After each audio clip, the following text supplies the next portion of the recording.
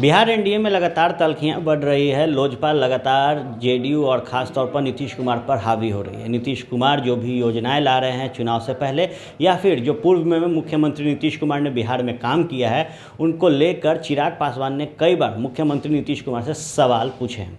ये वो सवाल थे जो हर वक्त मुख्यमंत्री नीतीश कुमार के लिए परेशानी का सबब बन रहे थे। बहरहाल आज इस मौके पर पटना पहुँचे हैं महाराष्ट्र के पूर्व मुख्यमंत्री देवेंद्र फडणवीस। इस दौरान जब वो मीडिया से मुखातिब हुए तो उनसे भी सवाल पूछ दिया गया, क्योंकि उन्हें भाजपा ने अपना चुनावी प्रभारी बनाया है। अब जब चुनाव नज़दीक था, देवेंद्र फडणवीस से सवाल किया गया कि चिराग पासवान नाराज़ हैं, ऐसे में एनडीए एकजुटता के साथ आगामी 2020 के विधानसभा चुनाव में कैसे उतरेगा। तो बड़ी आसानी से महाराष्ट्र के पूर्व सीएम देवेंद्र फडणवीस ने कह दिया कि तल्खियाँ नहीं हैं और आने वाले समय में जो उलझने हैं वो जल्दी सुलझ जाएगी, एनडीए अटूट रहेगा और मजबूती से चुनाव में उतरेगा। उन्होंने साफ तौर पे कहा कि कोई भी गठबंधन का, पार्टी का या अलग जो अध्यक्ष हैं, अगर वो सवाल पूछते हैं तो इसमें कोई खराबी नहीं है। उन्होंने साफ तौर पे कहा कि कुछ नाराज़गी होती है और नाराज़गियों पर अगर सवाल पूछा जाता है तो उससे समस्या नहीं बढ़ती बल्कि बल मिलता है। बहरहाल जब पटना पहुंचे हैं देवेंद्र फडणवीस, मीडिया से मुखातिब हुए हैं, क्या कुछ कह रहे हैं वो आप खुद सुनिए। मुझे ऐसा लगता है कि ये बिल्कुल ठीक हो जाएगा। इसका कारण ये है कि देखिए, अलग अलग दल जब होते हैं तो अलग अलग दलों की अपनी अपनी कोई विचारधारा होती है, अपनी अपनी आवश्यकताएं होती है। कई बार उसको प्रकट किया जाता है, पर इसका मतलब ये नहीं कि कोई अलग होने वाला है। देखिए, अगर सारी चीज़ें हम तीनों दलों की सरीकी होती तो एक ही दल होता, तीन अलग अलग दल तो नहीं होते। तो इसलिए तीन दल है, अपनी अपनी बातें, लेकिन बैठकर सुलझाने की परिस्थितियां है।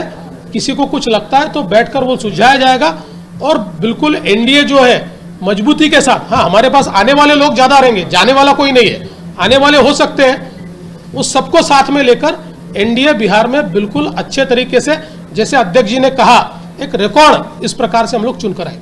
देखिए, मुझे ऐसा लगता है कि 15 साल के बाद भी लोगों को ये मन में बिल्कुल लगता है कि यही सरकार आनी चाहिए।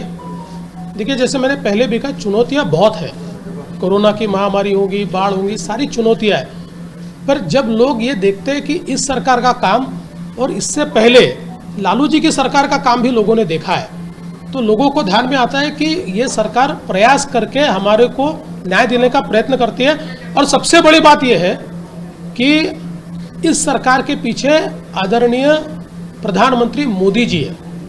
मैं ऐसा मानता हूं कि ये सबसे बड़ी बात है लोगों के मन में, और विशेष रूप से गरीबों के मन में एक बात बिल्कुल पक्की है कि हमारे को न्याय अगर कोई दे सकता है, गरीबों को, पिछड़ों को न्याय अगर कोई दे सकता है तो मोदी जी है। और इसलिए मुझे लगता है कि एक डबल फोर्स ये तैयार हुआ है, जिसके कारण बहुत अच्छे तरीके से हम लोग यहाँ पर जीतेंगे। देखिए, मैंने पहले भी कहा, ये हम इसको चुनावी मुद्दा नहीं बनाना चाहते।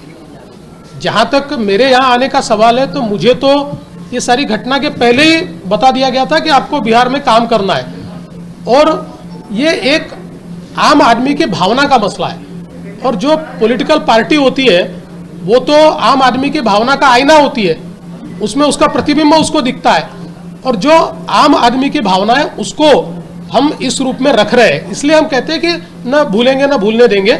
मुझे ऐसा लगता है ये चुनावी मुद्दा नहीं है, पर न्याय जरूर दिलाएंगे और न्याय देने तक भारतीय जनता पार्टी चुप नहीं बैठेगी।